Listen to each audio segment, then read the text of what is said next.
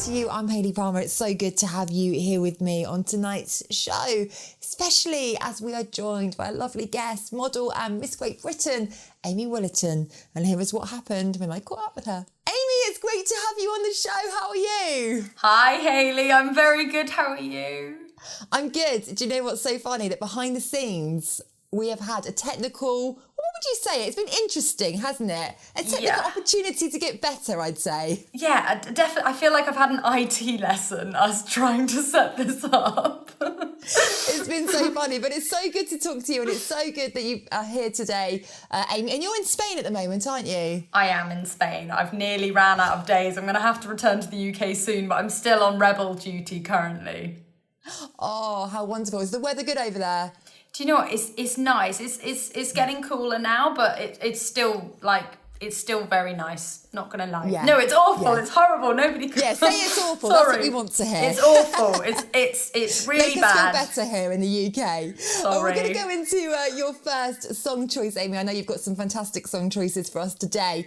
The first song, A Whistle for the Choir, the Fratellis. Tell me about this one. Why have you chosen this? I chose this one because this was kind of my teenage girl in her bedroom song that I used to listen to when I first started thinking about boys and feeling a bit lonely and kind of just, I don't know, it was kind of I always think of it as my teenager song of that time in my life. So that's why I picked it. It's great what music can do, isn't it? You just hear that song and you just think, God, it takes me right back to that time. It's great, isn't it? It takes me back to being the nerd with the braces and the glasses in her bedroom, hoping somebody would notice her. Oh, I can't imagine that, Amy. Nobody believes me, but it happened. It definitely did. Wonderful. We're going to play it out on the show, and I will be catching up with Amy after this.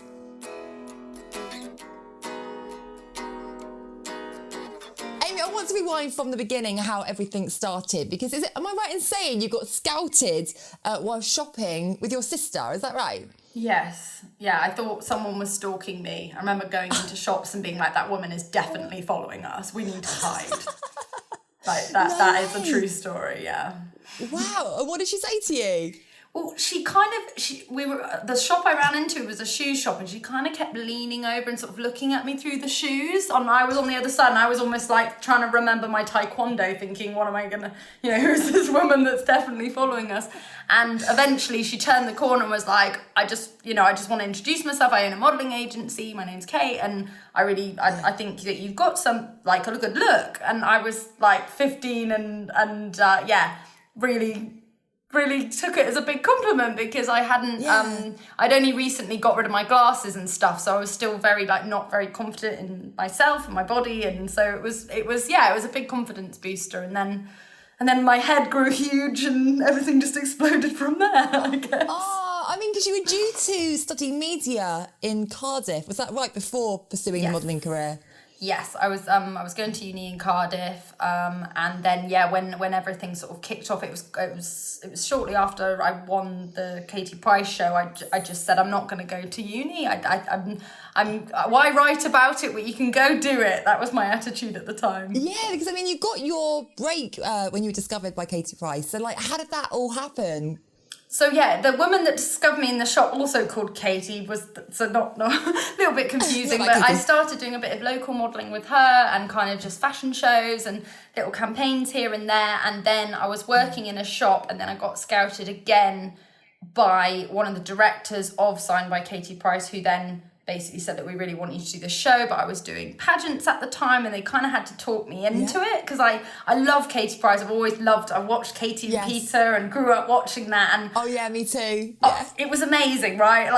I'm still sad about they're not together. I know that's so backwards, but if it was your era, you understand. No, I hear you. And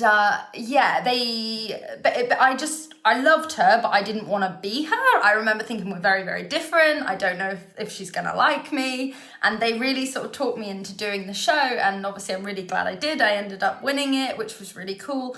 But I was still very much involved in my pageant. So I kind of quickly ended up back in the pageant scene, which then eventually led to me going on The Jungle. So then everything just continued. Yeah, just an incredible story. I love hearing people's journey of how it happens, you know, and that is just wonderful. And we're going to be talking about The Jungle after this song choice.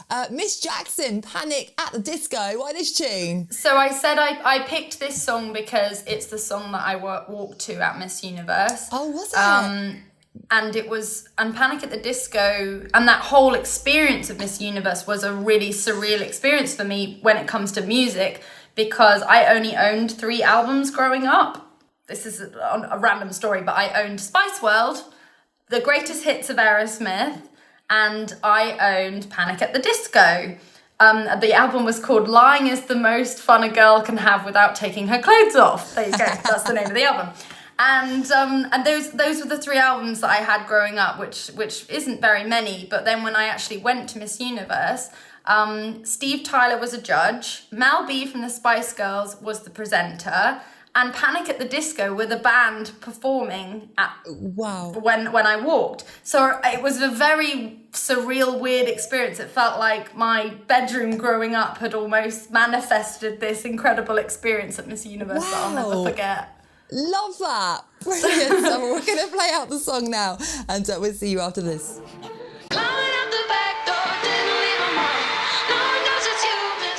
Now I want to talk about your TV work, Amy, because I remember when you were in The Jungle, and I want to know, what was it like in there and how on earth did you cope? Because I would be rubbish. Oh, I don't think you'd be as rubbish as you think you would be. I would, Amy. I really would. Really? I can't even do one like camping. Really? I'm going to have to take you camping, aren't I? I mean, we talked about this earlier, but like, I definitely need to give you a day in the woods, I think. Yes, I need educating. But how was your experience? I mean, what are your best kind of, reminders in there? I absolutely loved it, but I grew up camping. I grew up loving nature, I'm all about being outside. I'm happiest when I've just climbed a big mountain and I'm at the top with my flask of tea. That's like heaven for me. It's different. I guess it's different upbringings and it's different what makes you happy, I suppose. Like my idea of heaven is somebody's idea of absolute hell. So it's all perspective, I guess. But for me, The Jungle was a really wonderful experience. And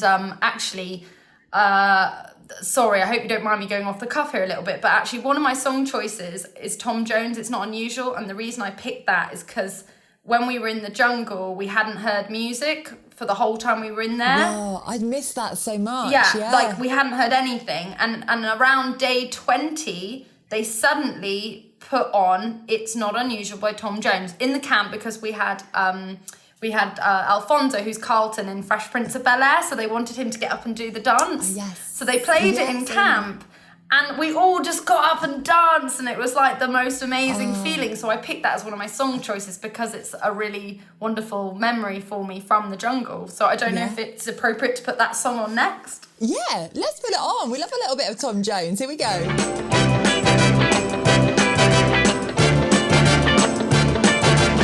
Question from one of our lovely viewers, Laura, who would like to know, what's your standout moment in your career? Is there one point that you just go, that was absolutely incredible? Oh, that's such a lovely question. Thanks, Laura. That's a really lovely one. The standout moment. Oh, I know we've talked about it already, but I think it has to be Miss Universe. I think it because everything in my life up until that point felt like it was leading to that moment, and so much of my life now is down to pageants and what that brought me, and pageants are such a fantastic thing, because for me they were a way that a normal girl who doesn't have any contacts, doesn't have parents in the industry or anything like that, actually was able to put herself on a stage and be seen and then make a career out of it. And obviously this was before kind of the Insta famous and social media influencers were around, so that's why I always hold my pageants as a very special place in my heart for that reason.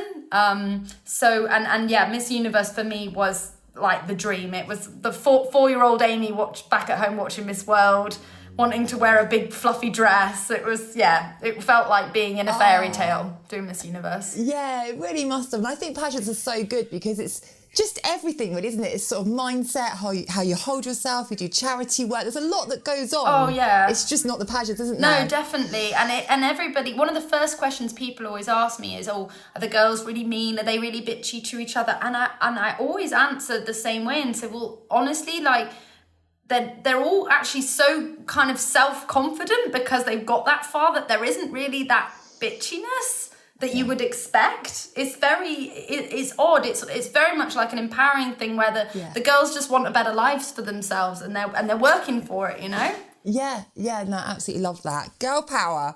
We're going to go into your next song, Erasure, A Little Respect. Why this one? I picked this one because this is my song that when I've had maybe a little bit of a bad time in my life, which, you know, it happens, life goes in waves, up and down, and Erasure is my, like, get your boots back on and get back on the horse song. And I don't know why, it just is. And that's why I picked it.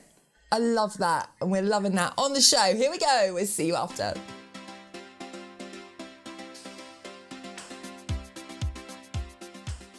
So my wild card song, if I had to throw another one out there, would definitely have to be from the Spice World album, Spice Up Your Life, because, I mean, it's a classic. It's a cult classic. And when I was doing pageants, I did this pageant in China where the Team UK, as in me, Miss England, Miss Wales, Miss Scotland, Miss Ireland, all dressed up as the Spice Girls and performed this song in China at a pageant. No one else knew what was going on. I remember there was all sorts of, obviously, like, girls from all over the world that were just, like, quite frightened by what we were doing. But for us, it was a moment. And, yeah, the first album I bought, you know, it brings back the 5-year-old Amy. So, I'm Amy Willerton, and I'm choosing this song because...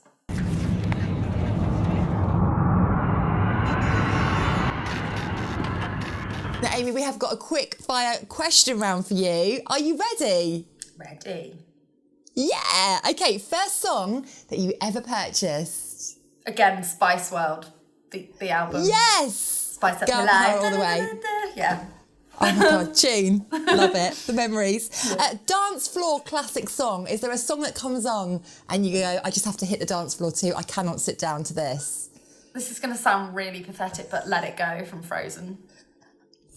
That is why I love you. What an answer. Let it go. Honestly, you cannot sit down. I know I can't. Basically, I know it's an unusual choice, but my best friend got married recently, and that song came on, and all of us girls just went and belted the entire thing. And for me, that's such a recent happy memory that if that song came on, I would have to do the same thing again. Because it was just it was so fun. You have to. It's compulsory. I actually went to see Frozen the musical. Did you? And yeah, it was wonderful. And the staging, just incredible. It's a must-see. Anyway, next one, driving song. Is there a song that you cruise down the motorway to and you've got to have that song full blast? Oh God, it changes all the time. But recently, I really like Grace Jones, La Vie en Rose. Yes. I mean, it's an unusual one, but I just like it. She's just so passionate in her music, and I could just listen to that over and over again, and it's kind of relaxing but kind of sensual. I just love it. Yeah, like that. And a guilty pleasure song. Is there a song that you go, well, I shouldn't really be listening to that, but I don't care because I actually love it? I don't think there's anything I shouldn't be listening to. my Spotify is pretty cheesy, I'll be honest, but can't be as cheesy as mine. Oh gosh, something I shouldn't be listening to. I mean, I have a lot of ABBA. I love ABBA. Yes, it's a good choice. Yeah, no, I'm self-confessed ABBA fan, and I really like a lot of like the remix club versions of ABBA as well, like Voulez-Vous with a bit of club beat. Can't beat it. Oh, now you're talking, Amy. Can't beat it. We could do a whole show on ABBA. Yeah, just wonderful. 100%. And motivational song. What's that song that kind of goes, yeah, I'm going to take on the world today, bring it on? I know you mentioned one earlier. Is there another one? One that pops in my head, kind of off the cuff, is Be a Wolf Till It's Gone, which is a song from Sons of Anarchy. But I remember when I was trying to get back in shape after I had the baby, that was the song that I played to be like, yeah, I can lift this weight, I can do it. So that's the song that comes in my head. Right, like it. I have to try that song when I'm working out. Brilliant. And the next song choice, this is one of the most beautiful songs, I think, of all time. Katie Melua, The Closest Thing to Crazy. It's just gorgeous, isn't it? I love this song. It came on the other day randomly for me, and I just thought, oh my gosh, I have not heard this song in so long. It brought back some really lovely memories. It's lovely and chilled to listen to. It's a good one. Yeah, it really is. We are going to play that out on the show, and we will see you after this.